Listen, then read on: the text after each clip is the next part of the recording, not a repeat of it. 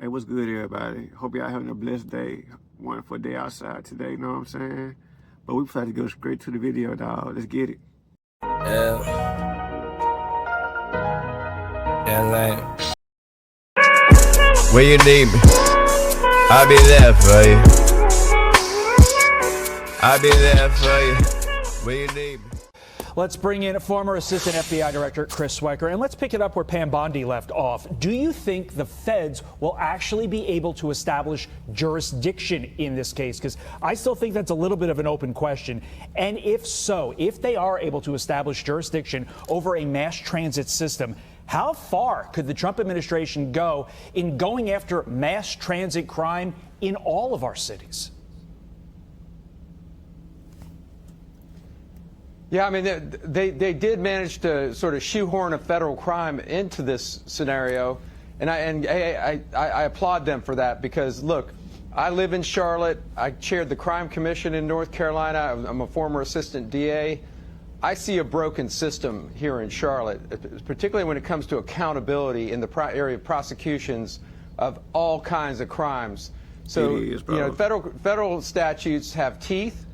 When you get sentenced, you'll do every single day of your sentence. It's stricter sentencing. It's more longer sentences in federal court, more competent prosecution in federal court.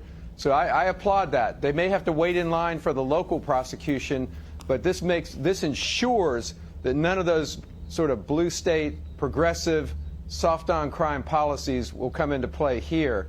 And I think after this incident, Charlotte's going to have to do some introspection and understand why their homicide rate has doubled since 2019. Yeah, and Charlotte's mayor actually on that point scored a primary re-election victory yesterday amid all of this. So on a political note, something to point out there. And when it comes to the preventable nature of this, Chris, I mean, that's one of the most horrific things about this is that this didn't need to happen because he could have been in jail at the time of this killing, but a judge decided to let him walk free. We had a Charlotte City Council member on yesterday talking about why the judge decided to do that. Listen here. It's all based off each individual case. And in the case of Mr. Brown, our understanding was that it was on a very minor infraction that they were trying to obviously get There's him no way he should have more been free, help. So each one is situation by situation. No judge anywhere is going to ever think that they're going to release somebody like this. Yeah, so what he's saying there is a judge decided to let him go with a written promise to attend his trial at a later date because he was being held at the time on a relatively minor charge without failing to look at the totality of his criminal record. So how about that, Chris? What about changing that and ensuring judges look at the whole criminal record before letting somebody go?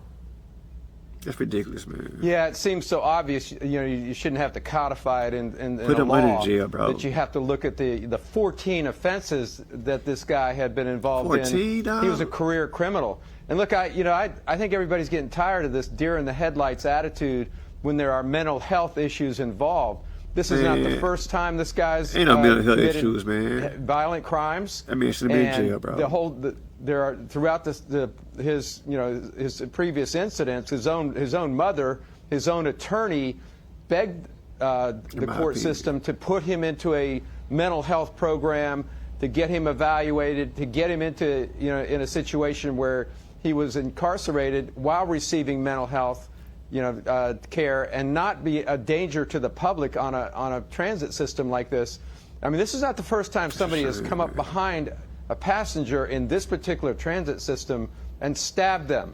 This has happened before. I just watched the video of it. So, the shame on the whole system here. As you mentioned, Carly, this was entirely a preventable incident. This metro rail system, this light rail system, as the U.S. Attorney said yesterday, is a rolling homeless shelter. And you have to have your head on a swivel when you get on this light rail system. I have 3 daughters. I would never let them ride this metro rail system here in Charlotte. Chris, on the judge, quickly, all 10 GOP House members from North Carolina signed a letter pushing for removal of this magistrate judge who released the suspected killer like you just discussed. How tough will it be to kick her off the bench? Yeah, I think it'll be pretty tough. I mean, clearly she's incompetent. And I think she has some business interests in rehab, some sort of rehab facility which I wonder if it isn't a conflict of interest there. So I think if I think that they report her to judicial standards in North Carolina, at least there'll be an investigation and they can reveal what's going on here, because magistrates they're the first line of defense, if you will, in the judicial system. They're the ones that set bond. They see these people when they're first brought in.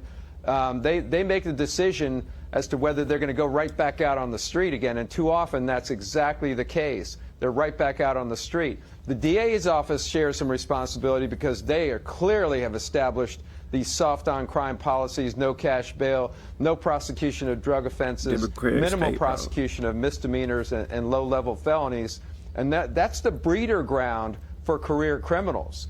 If you don't get them in the system and get the worst of the worst incarcerated, crime is just going to go through the roof, which it has. Yeah. And it's irrefutable that once you get police officers on the street and do aggressive prosecutions, crime will go down. When somebody tells you who they are, you believe them, and this guy told us who he was 14 times over. Also, Chris, when it comes to crime, President Trump and several cabinet members went out to dinner last night in Washington, D.C. This is the first time the president went out to dinner in D.C. during his second term. And it comes, of course, amid his crime crackdown. So here's what the president had to say before heading into the restaurant.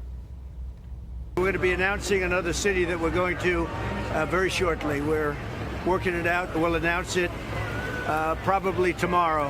And it's going to be something where we'll do like we did here. But this city, here I am standing out in the middle of the street. I wouldn't have done this 3 months ago, 4 months ago. I certainly wouldn't have done it a year ago. This was one of the most unsafe cities in the country. Now it's as safe as there is in the country. So how important is it to see the president out on the streets of Washington, D.C.? And what do you think about that upcoming announcement of going into another city? Yeah, I think it's a good strategy. I mean, look, we remember the crack epidemic in the 90s. And those drug crimes led to just a complete crime wave across the country. Neighborhoods were destroyed. And Bill Bratton up in New York City, the commissioner of police, instituted this or implemented this accountability system that, where precincts were held accountable for driving crime rates down in their particular precinct. And that worked. And it spread across the country.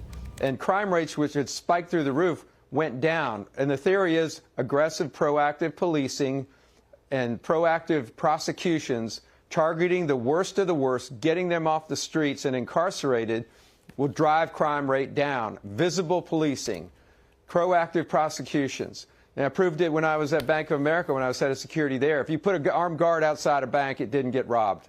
They might rob some other bank, but we were trying to step up the security around us, and it's proven. It's a deterrent. Yeah. And then if something bad does happen, you immediately prosecute it, like they're doing in D.C. through the federal court system, not the local court system. Broken windows policing. If you target the small crimes, the big ones don't happen. It just makes so much sense. Chris Swecker, thank you for joining us this morning. It's great to see you. We appreciate it. I'm Steve Ducey. I'm Brian Kilmeade. And I'm Ainsley Earhart. And click here to subscribe to the Fox News YouTube page to catch our hottest interviews and most compelling analysis.